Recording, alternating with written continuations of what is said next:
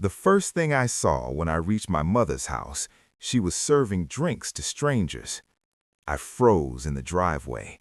The woman carrying trays, smiling politely, looked exactly like my mother, but her eyes were clouded, her posture broken, her hands trembling under the weight of a silver tray. Evelyn Cole, 78 years old, the woman who raised me alone, who worked 2 jobs to put food on the table, was now a servant in her own home. My name is Aaron Cole. I'm 62. For the past 12 years, I've lived in the shadows of America, running operations the public will never know about. I've infiltrated criminal networks, tracked dangerous fugitives, and dismantled illegal operations from New York to Los Angeles, all without leaving a trace. I survived missions that would have killed ordinary men, but nothing in my life prepared me for this. I had purchased this house for my mother 15 years ago, a waterfront mansion in Maryland, paid entirely in cash. White walls, floor-to-ceiling windows overlooking the bay, a garden where she could watch the sunset, finally rest in comfort. I had imagined her walking through the halls, laughing, baking, enjoying the home she'd earned through decades of hard work. And now, I didn't even recognize the life inside. I had called my younger brother, Kyle, to let him know I was coming. He sounded casual, almost too casual. "Mom's doing great," he said. "Everything's perfect, don't worry." I believed him, because that's what you do when you've been away for 12 years and have no way to check what's really happening. The front gate was wide open, music posed faintly from the backyard. A catering truck was parked in the circular driveway. I moved silently along the side of the house, training and instinct guiding me. Every muscle remembered what it meant to be unseen. I wanted to surprise them, to see my mother's face light up when I returned from a dozen years of operations.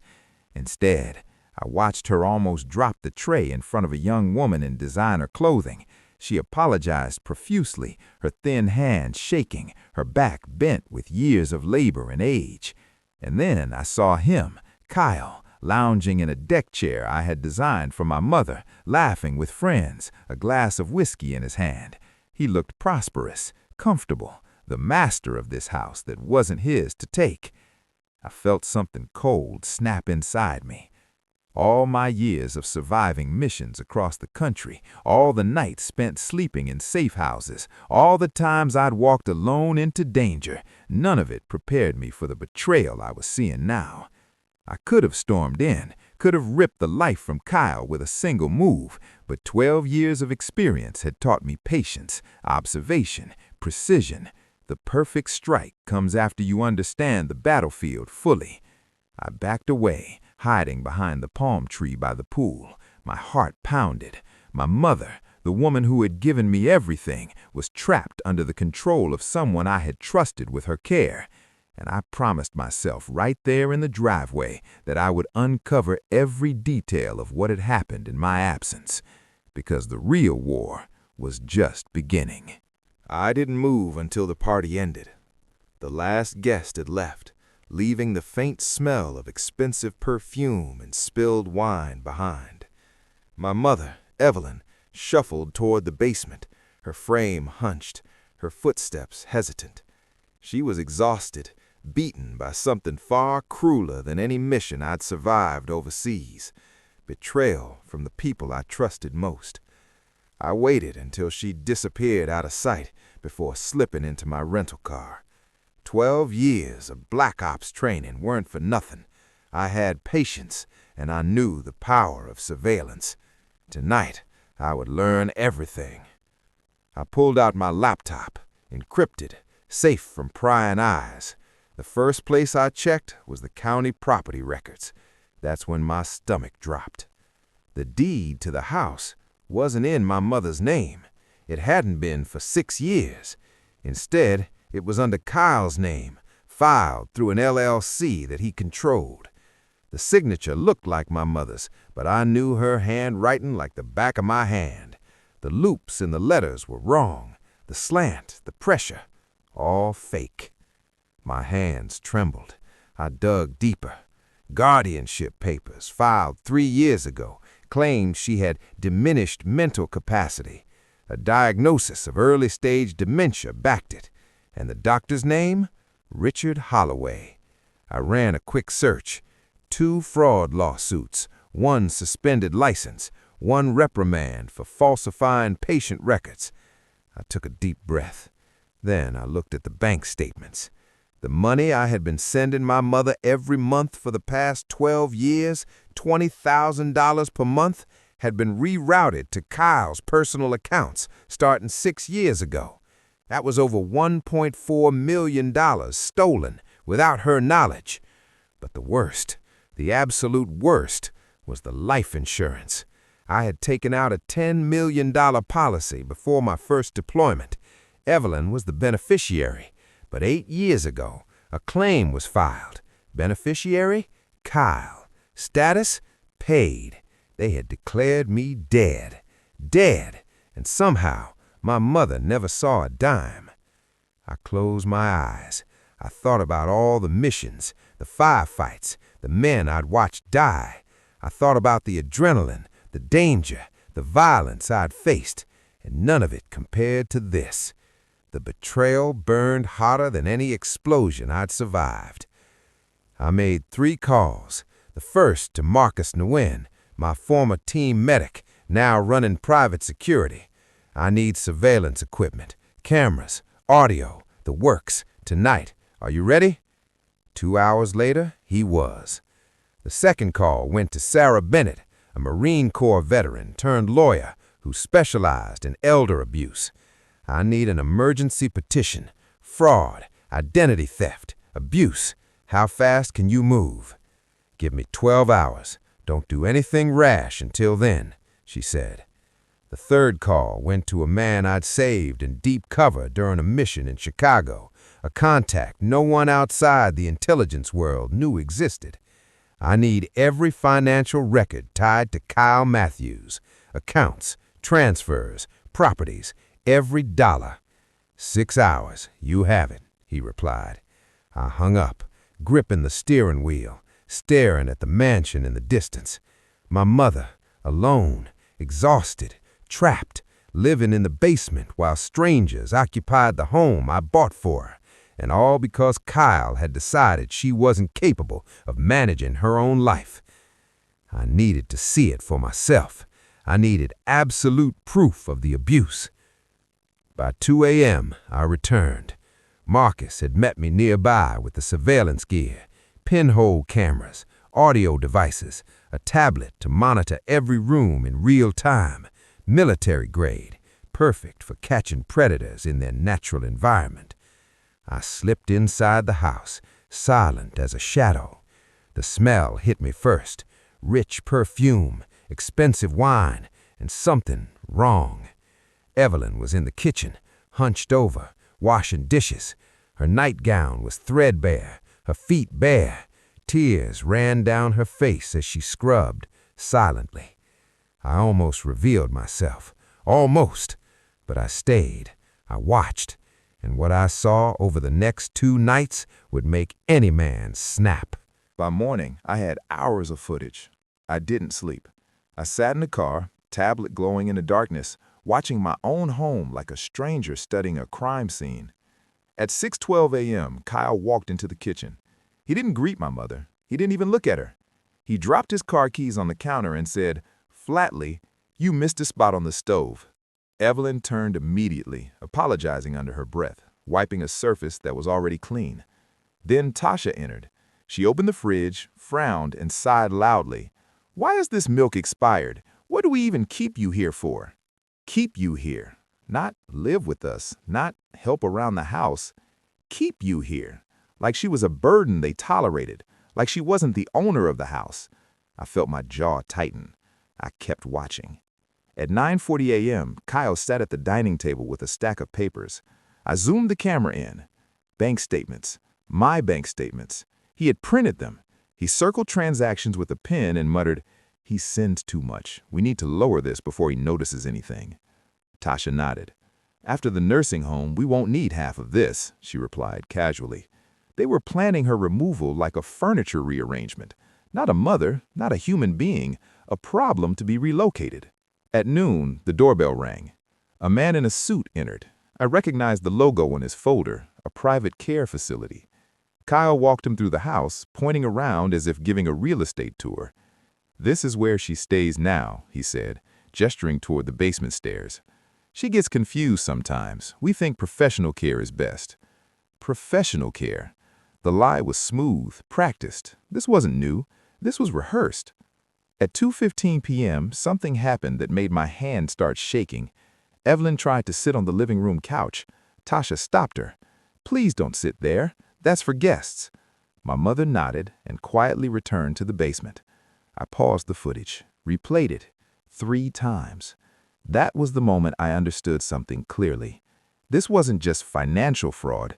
This was psychological cruelty, systematic, deliberate, designed to make her feel small enough to accept being erased.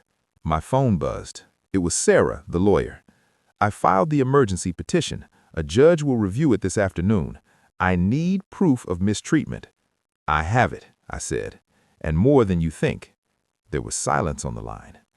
"Good," she replied, "because what you're describing, this is elder abuse at a criminal level." I looked back at the screen. Kyle was laughing in the kitchen while my mother washed dishes behind him like she didn't exist. And for the first time since this started, I wasn't hurt, I wasn't shocked, I was ready. Because now, I didn't just have suspicions, I had evidence. And evidence doesn't argue. It destroys. At 4:37 p.m., my phone rang. Sarah didn't waste time. The judge signed it. 3 words. That was all. But those 3 words changed everything. Emergency protective order, temporary reversal of guardianship, immediate investigation for financial exploitation and elder abuse. Kyle had no idea the ground beneath him had already cracked. By 6:10 p.m., 2 police cruisers and a county social services vehicle turned onto the street. I watched from the end of the block. I wanted to see their faces when the illusion shattered. The knock on the door was firm, official, unignorable. Kyle opened it with the same confidence he used on everyone: neighbors, bank clerks, doctors, strangers. The confidence of a man who believed he controlled the narrative. That confidence disappeared in seconds. "Mr. Kyle Matthews?" the officer asked. "Yes? We have a court order regarding Evelyn Matthews." I saw it happen through the living room window. The color drained from his face. Tasha stepped forward, trying to smile. "Is there some misunderstanding?" "There won't be," the officer replied calmly, stepping inside. "They asked to see Evelyn." Kyle hesitated. That hesitation said more than anything else. They went downstairs. I followed minutes later, entering behind them for the first time since this nightmare began. My mother looked up from the small chair in the basement when we came down. Her eyes widened when she saw me. "Daniel?" she whispered. Her voice broke. I knelt beside her. "I'm here, Mom." Behind us, the social worker's expression shifted from professional to horrified as she took in the basement setup, the thin mattress, the dim bulb, the cold air, the isolation. She turned slowly toward Kyle. "You told us she had her own suite upstairs." Kyle said nothing, because there was nothing left to say. Upstairs, the officers began reading the order. Guardianship suspended, financial records to be seized, immediate removal of Evelyn from the residence for evaluation and protection. Tasha started talking fast. "This is a mistake. She likes it down there. It's quieter." "Ma'am," the officer said gently, "please stop." Kyle's eyes found mine. For the first time in his life, he looked small, not confident, not clever, small. "You did this?" he asked. I didn't raise my voice. I didn't need to. I watched. That was enough. They escorted my mother upstairs. She clung to my arm like I might disappear if she let go. As we stepped into the living room, she looked around like a visitor in a stranger's house, because that's what they had made it. A house she owned, a life they stole. The social worker handed Kyle a document. You are not to interfere with Miss Matthews's finances or living arrangements until the investigation concludes. His hands trembled as he took it. This wasn't the end. This was the beginning, and he knew it. As I helped my mother into the car, she looked at me with tired, confused eyes. "I thought I was forgetting things," she whispered. I swallowed hard. "No, Mom," I said gently. "They just hoped you would." I closed the door, and for the first time in 6 years, Kyle and Tasha stood in that house without control, without power, without the lie. The audit took 72 hours. 72 quiet, methodical hours where professionals did what I had trained myself to do for years. Follow the trail, ignore the excuses, trust the evidence. Sarah called me just after noon on the 3rd day. Her voice was calm, the kind of calm that comes before devastation. "They're finished, Daniel."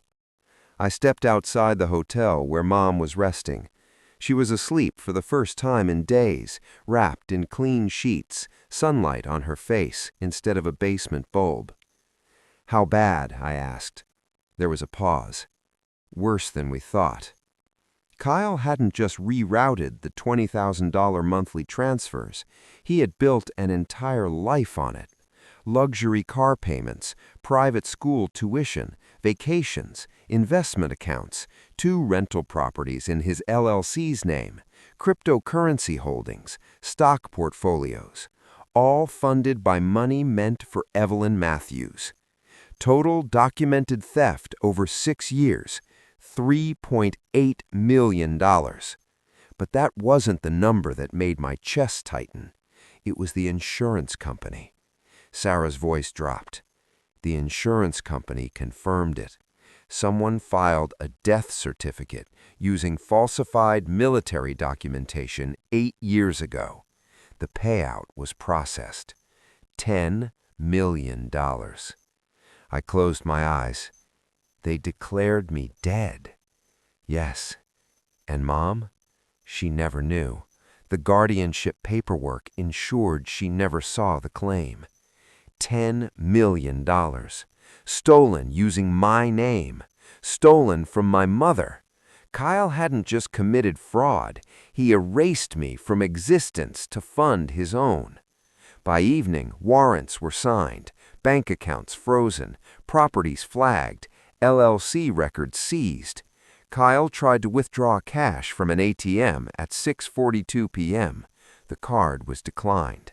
That's when he knew. At 7:15 p.m., detectives knocked on his door again. This time, they weren't polite. This time, they had handcuffs. Neighbors watched from behind curtains as Kyle Matthews, confident, smooth-talking Kyle, was walked to a police car in silence. Tasha cried on the porch. Not for Evelyn, not for what they had done, for what they had lost. I didn't go. I didn't need to.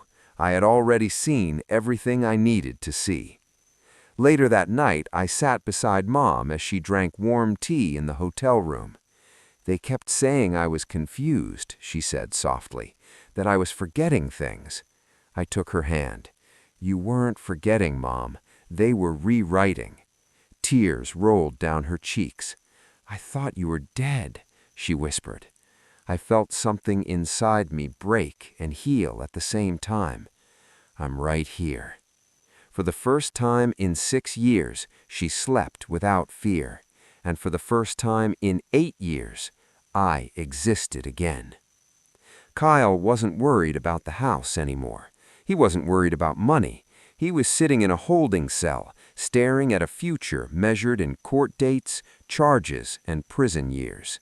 Fraud, identity theft, financial exploitation of a vulnerable adult, insurance fraud, forgery, criminal conspiracy. The list was long, deliberate, undeniable, because numbers don't lie, and neither did the cameras. Did you see how patience, evidence, and quiet resolve exposed a betrayal that lasted years? If this story moved you, take a moment to like the video and subscribe to the channel. Stories like this remind us that truth doesn't need to shout, it just needs to be revealed. Share your thoughts in the comments. Your voice matters more than you think. And don't forget to turn on notifications, because the next story will stay with you long after it ends.